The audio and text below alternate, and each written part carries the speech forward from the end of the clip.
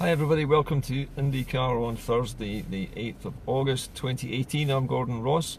In today's news we're looking at two issues regarding the UK's nuclear deterrent and our continuing alliance with the United States of America.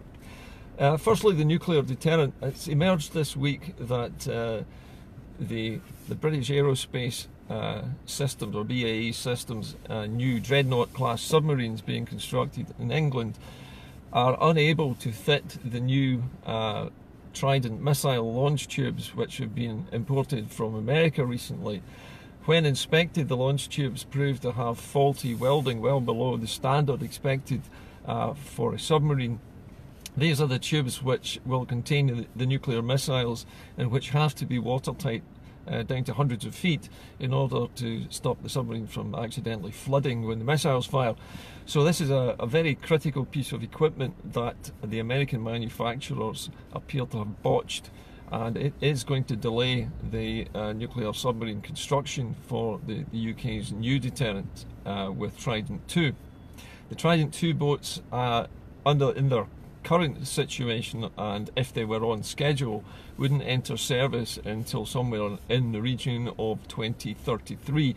So it's a very long way away before these submarines will even be ready, and in the meantime Britain's entire nuclear deterrent is based on 4 submarines which are pretty ancient now and rusty, and much of the time spend much of their time in port being repaired.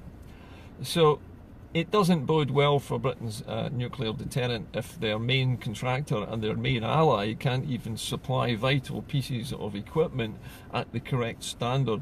And again, it's an indication of the poor standards of quality in American manufacturing that we can expect if and when Britain leaves the European Union and does any kind of a trade deal with North America.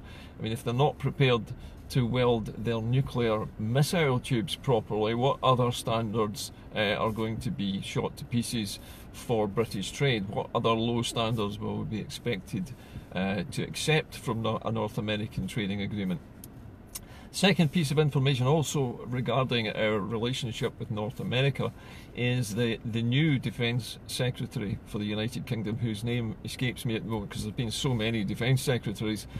However, the new Defence Secretary was in a big meeting with the North American allies and with NATO recently, and reiterated his claim that Britain will remain a Tier 1 power. In other words, they will be in a position to take warfare anywhere on the planet using the Royal Navy, using their aircraft carriers, and using their forward bases in places like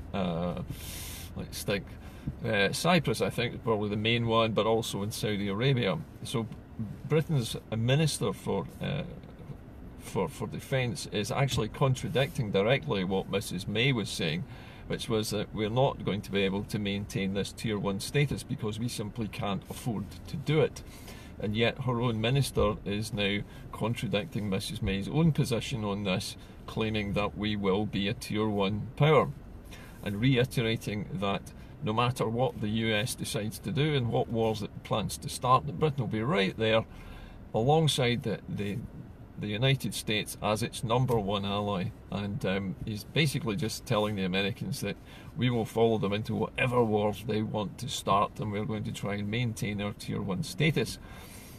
It's a very mixed picture at the moment, with Mrs May, as usual, saying one thing and her minister saying something completely contradictory. So who's right and who's wrong? Is Mrs May correct that Britain cannot afford to be a Tier 1 war-fighting warmonger anymore? Or is it the case that the Defence Minister is correct and that we're going to keep spending money fighting wars with America which are really nothing to do with us? It's an interesting question, but the point is that with Brexit, this begs the question, how many more things are we going to be committed to with North America? I warned some time ago that after Brexit we would become America's 51st state. We are already a massive missile carrier for the United States with the Trident system that we already have based in Scotland, which most people in Scotland are not in favour of.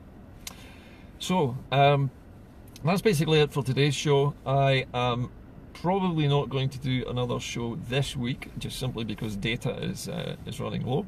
But I just wanted to remind you that there is going to be a major demonstration this weekend on the 11th, on Saturday, outside the BBC offices at Pacific Quay, starting, I believe, at 11 o'clock.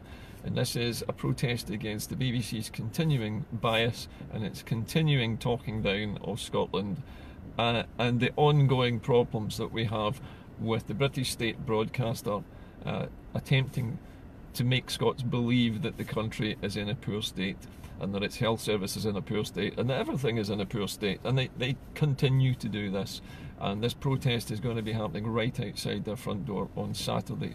So if you're interested, get along there 11 o'clock to Pacific Quay and join the crowds protesting about the BBC's lack of impartiality. I'll be back again, I hope, on Sunday with another show, but failing that, it might be the beginning of next week by the time I get to do another show like this. But anyway, have a good weekend if I don't see you tomorrow. If I can find a way of magicking up a bit of extra data tomorrow, I might squeeze in another short edition. Bye for now.